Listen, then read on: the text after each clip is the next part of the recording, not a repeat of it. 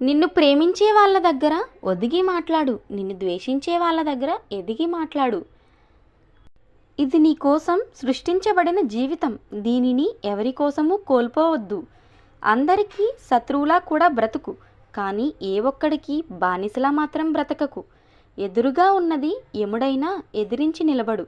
అతనికి కావలసింది నీ మరణమైనా తెగించి చూడు.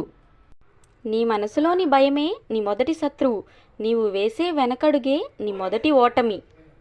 లేనివాడవని ఎన్నడూ బాధపడకు, ఎందుకంటే ఉన్నవాడు పడే బాధల కన్నా లేనివాడు పడే బాధలు తక్కువ. వెన్నుపోటు పొడిచే చాలామంది కంటే ముఖం మీద కొట్టే కొంతమంది గొప్పవాళ్ళు. వ్యక్తులకి తగిలే గాయాలు వ్యక్తిత్వాన్ని చాలా భయంగా తయారు చేస్తాయి.